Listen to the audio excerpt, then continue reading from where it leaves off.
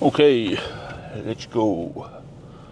Okay, so we're off to lunch with Zach Hammer and Andrew Webster.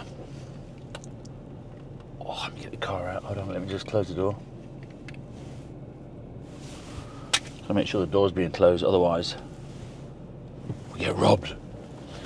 Anyway, so Zach Hammer. Yep. Zach used to be at Qantas, one of the heads of there. Supported meetmagic years ago. And Andrew Webster is just a complete lovely human being who's been one of our key supporters for a long time now. Can't believe meetmagic's been going sort of really since COVID. And here we are in an amazing point in time with so much good things happening, which will all start to come out soon. Let's wait for these guys. I'm just driving around the back of Chocho-san, and all the delivery drivers come and give all the food out. For all you TikTokers, you'll know who Chocho-san is. Thank you. Anyway, so Zach Zach and Andrew are now peers at Blue Scope Steel. So Andrew is the Global Chief Information Security Officer, and Zach, I think, is the Head of Risk. So just some great conversations I think we're going to have over a sandwich. And I'm hopefully going to sign Zach up and get her to come back on board and be one of our supporters, which will be amazing. Hi, Eddie.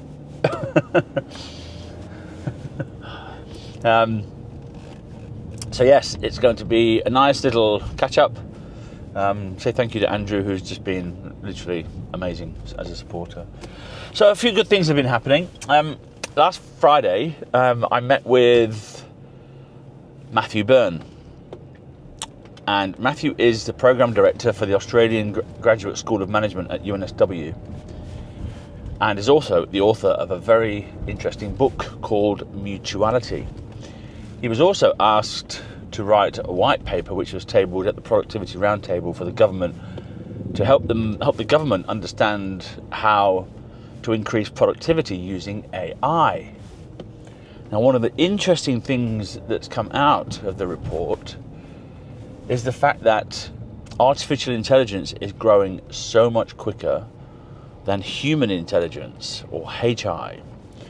So there's this huge gap between HI, human intelligence, and AI, artificial intelligence. And if that gap is not closed, then the likelihood of projects working will be very low. What I mean by that is the likelihood of going straight from nothing to implementing AI in your business will actually, almost crashing here, will actually be more detrimental to you, because the human people in your company, they won't have stayed up. They won't be able to keep up with the change, or they won't be able to keep up with the technology that's being implemented. Let me explain that better. So the gap between HI and AI is obviously growing, and I'll try and find a graph to show you what that looks like, because it's really striking, I think, when you see it. But the whole point about the human intelligence side of implementing AI is that you need to build trust. And without that trust inside a company, AI will struggle to be successful. And so there's these rules almost that you need to adopt in order for the AI implementation to be successful. You can't just go from nothing to implementation without bringing your people along on that journey. So that's really what the whole story around AI or human intelligence is all about. And so what meetmagic has done is teamed up with UNSW, and we've got 4 amazing year 1 and year 2 students that we're working with, and the goal is to get 1,000 or so executives on board to actually test this. And we know that trust is really important, especially in building diverse teams, or in removing bias from your workflows and from the AI. But it's also very important to build a mutual understanding, let's say, of how you're going to implement these things. So there's a lot we're learning along the way, but the 4 students are going to be, let me see if I can remember their names. So Preston, amazing young man. I think he's year 1. Vivian, I think Vivian is studying very high-end maths, like a actuary kind of stuff. Jenny, I think is year 2, and Kritin. And Kritin is actually a football coach, actually football, real football, not soccer. But he's also year 2, I think. But he's also the head of philanthropy, I think, at UNSW as well, at the business school. So 4 amazing, young, hungry students who are going to be going out, reaching out to execs to invite them to be part of a short study, which we will use to understand the current models of meeting and how meetmagic meetings actually benefit through mutuality. And what that mutuality means is, so here's one key aspect of it. So we actually mandate no selling in the meetmagic meetings. We want you to go in there and share stories and sort of build a connection rather than dump your product and sort of force your opinion on somebody. So what we know, for example, when Ben Geldenhaus from Woolworths yesterday posted something really positive on LinkedIn, he said he's met with 2 meetmagic vendors. I think one of them was Chain Guard and the other one was Verkada. And both of those meetings were really powerful for him, he said, because it wasn't just a forceful selling approach, it was a sharing of knowledge and information. And that's given both sides of the meeting so much more value, but there's trust that's been built and the relationship's been built and it's strong because of that. And so that, I think, is part of the future of how we meet. Is going to be really important. You're going to have that mutual trust. But there's this structure that Matthew has talked about in his book, Mutuality, The Future of Trust, which is all about this. And I think it's really important that we understand how Australia, for example, is very high on the individualism scale, which basically means what's in it for me. And anyone that's studied Hofstede's cultural dimension theory will understand what this means. So there's an individualistic scale and there's a sort of a together scale. So Australia, for example, is I think around 91 out of 100 on the individualistic scale, but the collectivism scale, which is how do we raise everybody up together? It's a very Asian thing to do. So in Asia, for example, it's all around collectivism, whereas in Australia it's around individualism.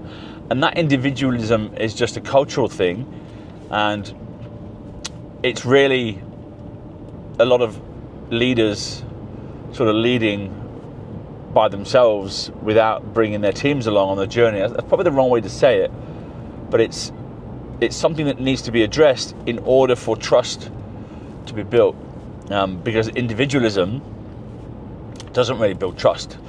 It actually destroys and builds fear because people don't know what you're doing and they're not involved. And so there's a whole lot of stuff around that collectivism and how we bring everybody else along on the journey. So the young students, year 1, year 2, are going to be reaching out to you. So if you get a call or an email from them, this is an actual study that's going to be used for productivity purposes. So we know, for example, with meetmagic, the meetings, if they go the right way, so in other words, if the salespeople go in there and start selling and doing all that hard selling stuff, nobody wins. But if they're approached in a certain way, their value comes out of it, and that's what we're trying to establish. We know, for example, that 80+% of execs meetings are internal, and that number needs to shift. We know that in order for human intelligence to increase, you really need to be having more meetings externally, because that's how you learn and grow, and that's how you develop new ideas and solve business problems a lot quicker. That's how you build your career, and that's how you make new connections. And obviously with Meet Magic, it's how you make the society a better place. And so there's a whole lot of things around the process of having these meetings that we want to ratify and almost prove that the Meet Magic meetings are really powerful, because we know from speaking with lots of execs, they tell us that Meet Magic meetings are great for them and they feel good. And when they feel good, they perform better at work. And when they perform better at work, they go home and they're a better person. They're a better husband, better wife, better father, better mother. So there's a whole lot of value that comes out of the meetings, and that obviously increases productivity everywhere. And that the only way that comes out is when the meeting has had this mutual respect and trust, and that's where the insights have been shared. So mutuality is something that we all need to be looking at. And I know Matthew's written the book on it. I've got a copy of that book for any executive that signs up and has their meeting to test this. So if you get a call from Kritin or from Vivian, Jenny or Preston, fill out the form, do the short survey, and then have your first meeting, and we'll send you a copy of the book. And this book will literally transform everything about your leadership style and make things better for the future of productivity, and also for the future of adopting AI, because that AI thing, like I mentioned before, is something that's going to be really needed. I don't know how. This is kind of what worries me. I don't know how we're going to step away from this whole individualism thing in Australia, because it really is what's in it for me. Australia is very much about self-interest. So how do we step away from that without feeling like we're not stepping away from it, if that makes sense? Anyway, so that's it. That's my little bit of a chat while I'm driving. Thanks to all the execs who have had meetings this week and last week. There's been some amazing ones. I know Mr. Hoffman from Commonwealth Bank, thanks so much for your support. That means a lot to us. And we will talk to you soon.